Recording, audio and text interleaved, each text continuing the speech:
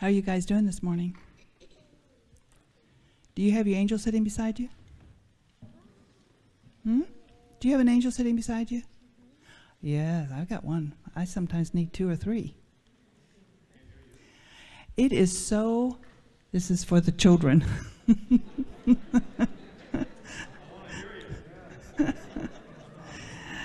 Okay, somebody big wants to hear my story. So you have an angel sitting beside you, Aaliyah? You have an angel? Yes. Jackson, you have an angel? You have an angel? Yeah, we all have an angel. Isn't that wonderful? I love angel stories. Did you know there's several angel stories in the Bible? There's one at the very beginning. Can you tell me what that story was at the very beginning?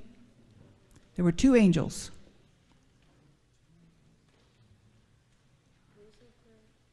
Well, yes, but after him, who else? At the Garden of Eden, there were 2 angels, right? They kept Adam and Eve out of the garden. Then there was an angel with who? With a donkey? You remember that story? Yeah. What was that story? What was that story? The donkey talked. Yeah, Balaam, the donkey talked. Have you ever heard a donkey talk? And you know what's so funny? I think really is funny. Balaam answered the donkey.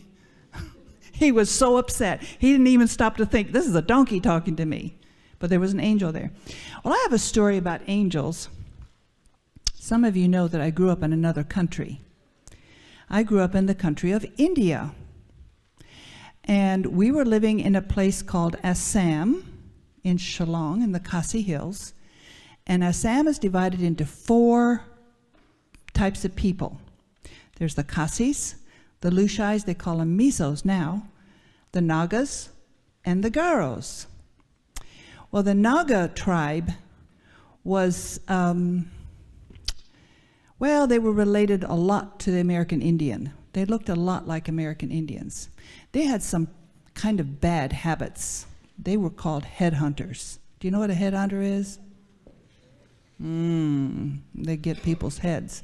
They were not very nice people, but we were up there trying to teach them about Jesus. And there was a family there that lived.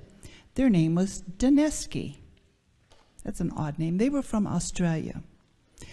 And the father was visiting other villages around, and his family was living in this house. They were by themselves. And one night, a bunch of villagers decided that they were going to come and they were going to do something to this family. And they came up and they all ran away. They didn't know why they ran away. The family didn't know why the people ran away. And the next morning, somebody came and knocked on the door. They said, "Where'd you get all those soldiers from?" "What soldiers? We don't have any." "You had all kinds of soldiers all around your house. All around your house. So many soldiers." They said, "We don't know anything about the soldiers." Do you know who those soldiers were? Somebody make a guess. Who were those soldiers? Jackson. They were angels.